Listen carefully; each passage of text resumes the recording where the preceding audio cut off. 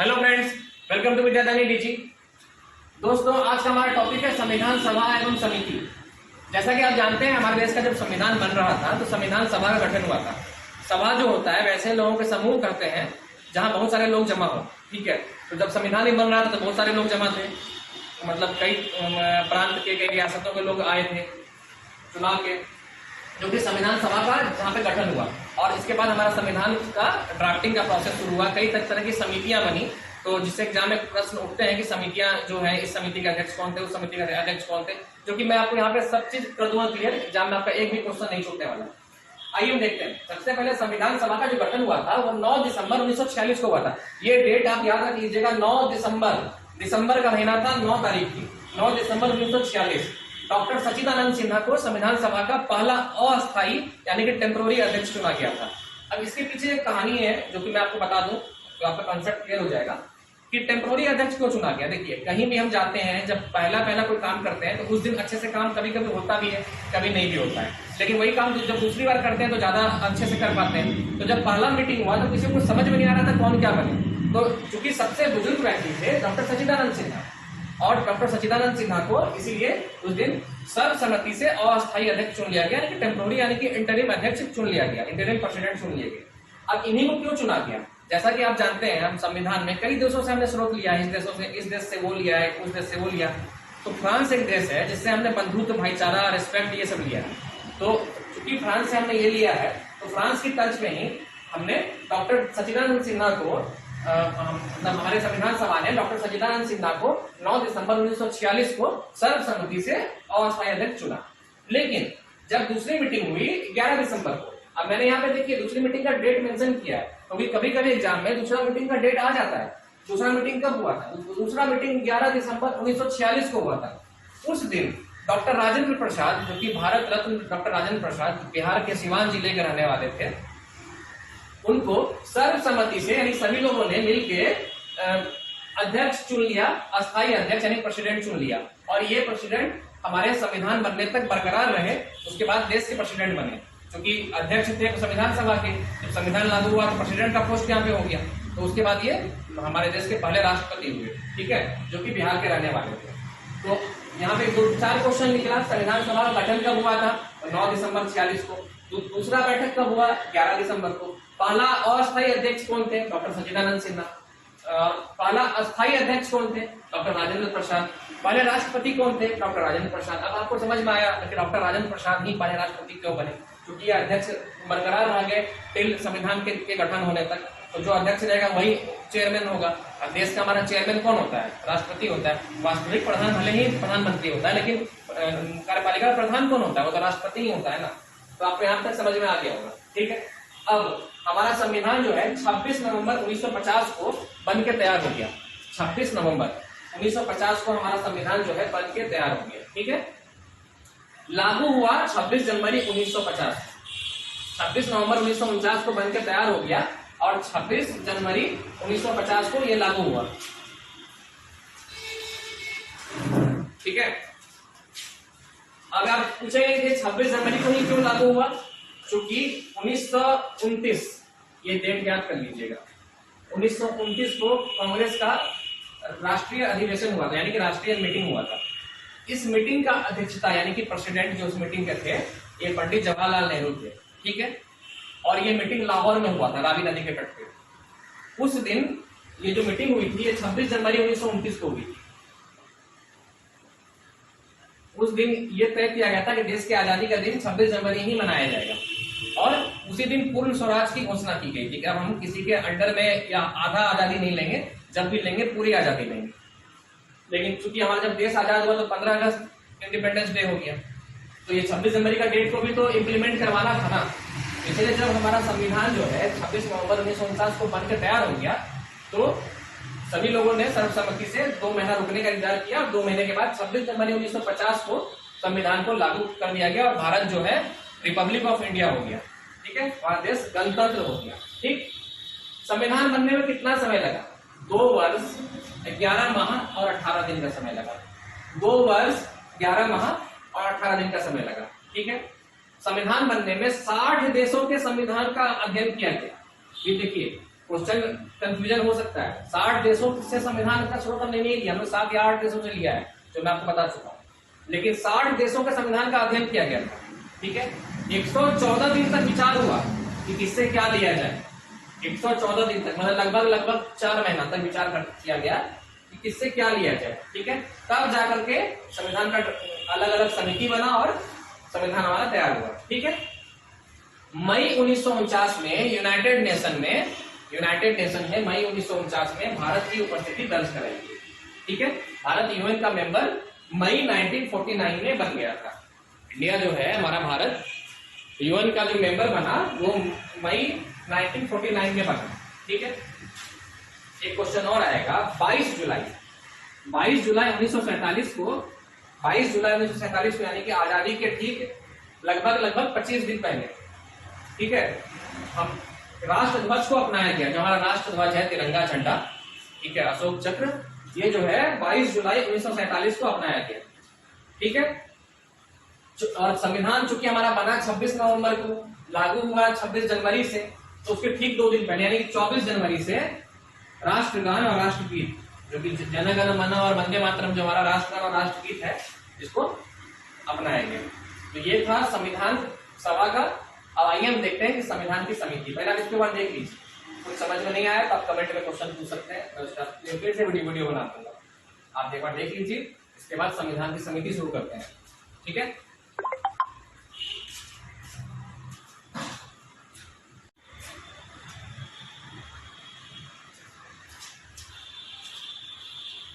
तो आइए इसके बाद का हम टॉपिक करते हैं समिति और अध्यक्ष।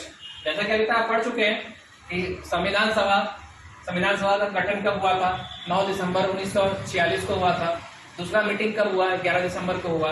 अस्थायी अध्यक्ष कौन थे, डॉक्टर सच्चिदानंद सिन्हा। क्यों थे, वो सबसे बुजुर्ग थे। कहाँ से ये किस थीम पे उनको बनाया गया था, तो फ्रांस की थीम पे बनाया गया था। और अस्थायी अध्यक्ष कौन थे, डॉक्टर राजेंद्र प्रसाद थे, जो कि आगे जाकर अध्यक्ष रह ही गए, मतलब किसी भी एक एसोसिएशन का सभा का प्रेसिडेंट रही गए, आगे जाके वही प्रेसिडेंट ऑफ इंडिया बने, फर्स्ट प्रेसिडेंट बने, जो कि बिहार के रहने वाले थे, ठीक है। और दूसरा मीटिंग 11 दिसंबर को हुआ था। संविधान जो है 2 वर्ष 11 माह 18 दिन लगा कंप्लीट होने में। 26 नवंबर को संविधान बना, 26 जनवरी को लागू हुआ। क्यों लागू हुआ 26 जनवरी को, क्योंकि 1929 का जो कांग्रेस सेशन था, जिसमें पंडित जवाहरलाल नेहरू अध्यक्ष थे, उस दिन पूर्ण स्वराज का घोषणा हुआ था लाहौर में रावी नदी के तट पे, तो 26 जनवरी का डेट को यूज करना था। तो ये सब चीज अभी डिस्कस किया जा चुका है। अब आइए देखते हैं समिति के बारे में, क्या क्या समितियां हैं। देखिए, समिति को जो आप याद करेंगे, जितनी समिति जो एग्जाम में पूछती है वो मैंने यहाँ पे क्लियर किया है, और मैं आपको थोड़ा सा ट्रिक से बताऊंगा ताकि आपको याद करने में, अभी जब आप किताब पलटाएं तो आपको कोई प्रॉब्लम नहीं हो समझने में, ठीक है। देखिए, सबसे पहले संघ समिति के अध्यक्ष कौन थे, जवाहरलाल नेहरू। और दूसरा है संघीय संविधान समिति, उसके बाद जवाहरलाल नेहरू। आप समझिए पहले संघ का मतलब क्या होता है। संघ का मतलब होता है केंद्र, मतलब सेंट्रल गवर्नमेंट। तो सेंट्रल गवर्नमेंट का हेड कौन होता है, प्रधानमंत्री होता है। चूंकि जवाहरलाल नेहरू हमारे देश के पहले प्रधानमंत्री थे, हालांकि जिस समय संविधान सभा बना था उस समय वो नहीं थे प्रधानमंत्री, लेकिन आपको मैं याद करने के लिए बता रहा हूँ कि चूंकि जवाहरलाल नेहरू हमारे देश के पहले प्रधानमंत्री थे, प्रधानमंत्री यानी कि संघ का मुखिया, यानी कि संघ सरकार का मुखिया, तो संघ शक्ति और संघ संविधान समिति जो है जवाहरलाल नेहरू, मतलब संघ से रिलेटेड जो पॉइंट आएगा, संघ शक्ति और संघीय संविधान समिति, ठीक है, ये दोनों जवाहरलाल नेहरू। चूंकि संघ का मुखिया प्रधानमंत्री होता है, ये पहले प्रधानमंत्री थे, ठीक है, तो संघ से रिलेटेड होगा। दूसरा प्रांतीय समिति, सरदार वल्लभ भाई पटेल। सरदार वल्लभ भाई पटेल भारत के पहले गृह मंत्री थे। गृह मंत्री मैंने भारत का जो जितना इंटरनल जो मिनिस्टर होता है, इंटरनल अफेयर मिनिस्टर होता है, ठीक है, आंतरिक मंत्रालय, आंतरिक मतलब जितने स्टेट है भारत के, तो जो जितने स्टेट होते हैं उनको प्रांत भी कहा जाता है, मध्य प्रांत, उत्तर प्रांत, ठीक है। तो जो गृह मंत्री होता है उसका पूरा देश के अंदर का जितना प्रांत है सबका हेड होता है वो, ठीक है, सब जगह का वो देखता है। तो प्रांतीय समिति के अध्यक्ष कौन थे, सरदार वल्लभ भाई पटेल। वल्लभ भाई पटेल हमारे देश के पहले गृह मंत्री थे, और चूंकि गृह जो हुआ यानी कि सारा प्रांत आया, तो प्रांतीय समिति अध्यक्ष वल्लभ भाई पटेल। संघ जवाहरलाल नेहरू, ठीक है। मौलिक अधिकार की जो समिति थी, यानी कि फंडामेंटल राइट, जैसा कि आप जानते हैं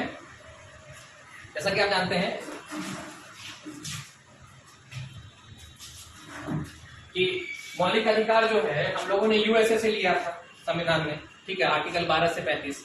मौलिक अधिकार का चर्चा सबसे पहले कहाँ हुआ था? तो 1931 के कराची अधिवेशन में हुआ था। उस कराची अधिवेशन की अध्यक्षता किसने की थी? तो सरदार वल्लभ भाई पटेल ने की। जैसे कि 1929 में लाहौर अधिवेशन की अध्यक्षता पंडित जवाहरलाल नेहरू ने की थी, वैसे 31 की अध्यक्षता वल्लभ भाई पटेल ने की थी। तो आप वहां से रिलेट करके मौलिक अधिकार को सरदार वल्लभ भाई पटेल मौलिक अधिकार समिति के अध्यक्ष थे, ऐसे आप रिलेट कर सकते हैं। यानी कि नेहरू जी भी दो थे, संघ शक्ति, और वल्लभ भाई पटेल भी दो थे, प्रांतीय और मौलिक अधिकार। नेहरू जी को याद करने का ट्रिक, संघ का शक्ति प्रधानमंत्री के पास में, ये प्रधानमंत्री थे, और प्रांत का शक्ति गृह मंत्री के पास में, ये गृह मंत्री थे। और मौलिक अधिकार में भी ये चूंकि थीम जो लाए थे वल्लभ भाई पटेल ही लाए थे, वो कराची अधिवेशन में, तो मौलिक अधिकार समिति के भी अध्यक्ष यही थे। ठीक है, अब मौलिक अधिकार में भी ना बहुत सारा सब कमेटी था, मतलब उप समिति, जैसे कि कैप्टन के नीचे वाइस कैप्टन होता है, ठीक है, मंत्री के नीचे उप मंत्री होता है, वैसे ही समिति के नीचे उप समिति। उप समिति में मौलिक अधिकार का जो उप समिति था उसके अध्यक्ष कौन थे? तो जेबी कृपलानी। जेबी कृपलानी, देखिए आप कंसेप्ट क्लियर कर लीजिए कि मौलिक अधिकार का जो समिति का अध्यक्ष कौन था? सरदार वल्लभ भाई पटेल। और मौलिक अधिकार उप समिति का अध्यक्ष कौन थे? तो जेबी कृपलानी। जेबी कृपलानी से दो क्वेश्चन बन सकता है। पहला, मौलिक अधिकार की उप समिति के अध्यक्ष कौन थे? जेबी कृपलानी। भारत की स्वतंत्रता के समय कांग्रेस के अध्यक्ष कौन थे? तो जेबी कृपलानी। ठीक है, अल्पसंख्यक उप समिति, अल्पसंख्यक मामले की उप समिति के अध्यक्ष कौन थे? समिति जितना हो जाएगा मौलिक अधिकार में सब वल्लभ भाई पटेल है, यानी कि मौलिक अधिकार से रिलेटेड जितना भी आएगा सब तो उप समिति ही आएगा। तो अल्पसंख्यक उप समिति के अध्यक्ष कौन थे? एच.सी. मुखर्जी। एच.सी. मुखर्जी, ठीक है, एच.सी. मुखर्जी, याद रखने का। ठीक है, अब डॉक्टर राजेंद्र प्रसाद किसकी समिति के अध्यक्ष थे? डॉक्टर राजेंद्र प्रसाद प्रक्रिया समिति और संचालन समिति के अध्यक्ष थे।